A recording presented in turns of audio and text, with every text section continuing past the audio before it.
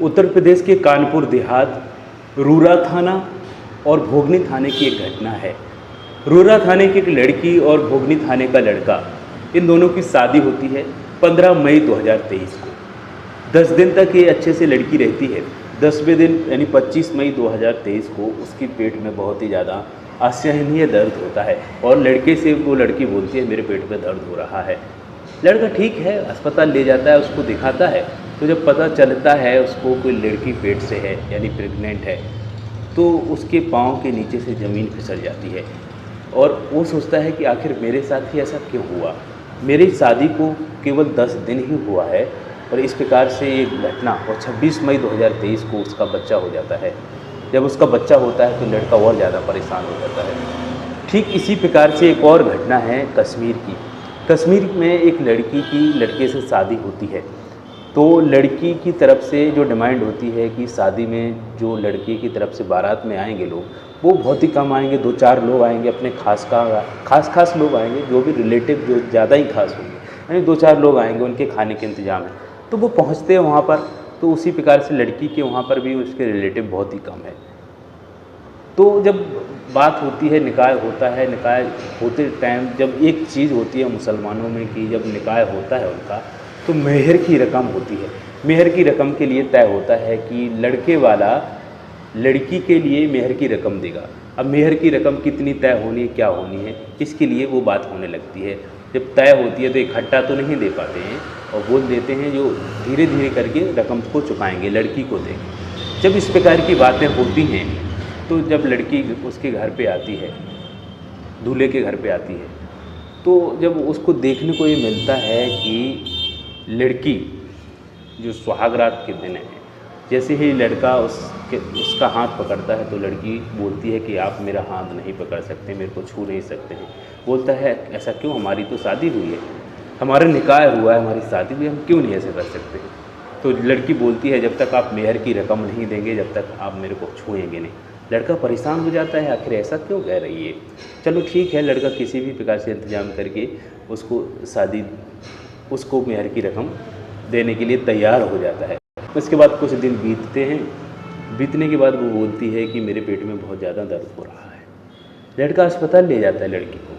अस्पताल में जैसे ही जाती है वो बोलती है कि मैं आ रही हूँ, वॉशरूम जा रही हूँ, वहाँ से आती हूँ 5 मिनट में, 2 मिनट में, जो भी है, आप यहीं बैठना। लड़का वहाँ बैठता है, लड़की वहाँ से गायब हो जाती है। वो 10 मिनट में, 15 मिनट में नहीं आई, 20 मिनट में नहीं आई, 1 घंटे में नहीं आई। जब लड़का परेशान हो जाता है, ढूंढने लगता है, आसपास के एरिया में ढूंढता है, पूरे अस्पताल में ढूंढता है, फ़ोटो बताता है, मेरी बीवी को देखा है। सब लोग हंसते हैं उस पर कि आखिर बीवी को ढूंढ रहा है, गायब है।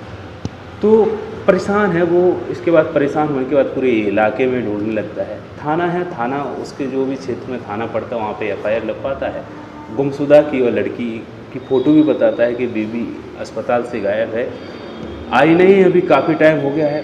तो पुलिस वाले बोलते हैं टेंशन मत लो और आप फ़ोटो दे दीजिए। तो फ़ोटो बताता है, फ़ोटो दे देता है वो। इसी प्रकार से अन्य लोग भी जो और भी हैं, जो उसी एरिया के थाने हैं जितने भी, कहीं ना कहीं अलग अलग थानों में उस एरिया के में लड़की की फ़ोटो एक है, जबकि और नाम अलग अलग है लड़की के। ये अलग अलग प्रकार से इस प्रकार की गुमशुदा की अपनी बीवियों की FIR लग पाते हैं। कहीं कोई मेला से गई है, कोई मार्केट से गई है, कोई गार्डन से गई है, कोई घूमने के बहाने गई है, कोई अस्पताल से गई। इस प्रकार से अलग अलग प्रकार की FIR गुमशुदा की होती हैं। वो भी अलग अलग प्रकार के दूल्हे अपनी बीवियों को गुमशुदा की FIR लगवाते हैं उसी एरिया के जितने भी थाने, उसी चौकी हैं, जो भी जहाँ भी है। तो परेशान है। आखिरकार एक पत्रकार के पास जो फ़ोटो रहती है, उस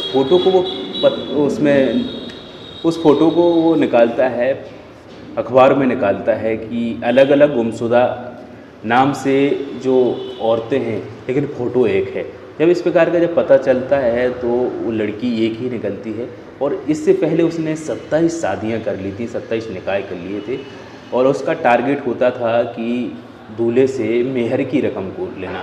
मेहर की रकम मुसलमानों में ये होता है कि मेहर की रकम होती है जो दूल्हा अदा करता है लड़की वालों के लिए, लड़की के लिए।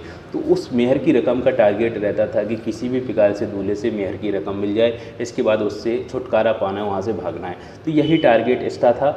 27 शादियाँ हो चुकी थी इसकी, 28वीं शादी की इसकी तैयारी थी और मेहर की रकम के लिए 28वीं शादी में वो भी तैयारी हो चुकी थी, उसकी निकाह के लिए पूरी बारात आ चुकी थी, हर चीज़ हो चुकी थी। इतने में उसको पुलिस ने धर दबोचा पकड़ लिया।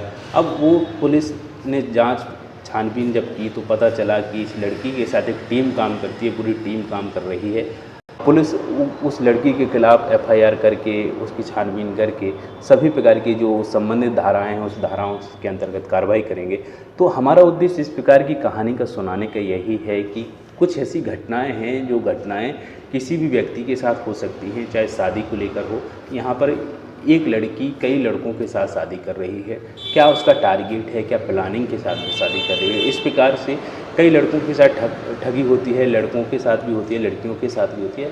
बस यही उद्देश्य है कि आप अपने आसपास के एरिया में आसपास के लोगों से सावधान रहें। कोई भी किसी भी प्रकार से छल कपट कर सकता है किसी के भी साथ, तो किसी भी प्रकार से किसी पर इस प्रकार से विश्वास करना, हमारा इस प्रकार की कहानी सुनाने का उद्देश्य यही है कि आप सावधान रहें, सतर्क रहें। किसी भी प्रकार से छल कपट किसी भी इंसान के साथ हो सकता है।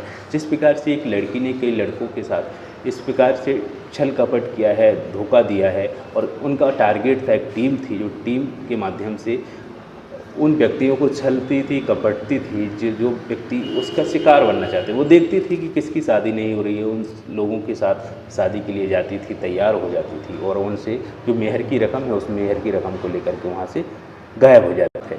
दोस्तों, हमारी मुलाकात एक नई कहानी के साथ अगले वीडियो में होगी। तब तक के लिए अपना ख्याल रखिएगा। नमस्कार।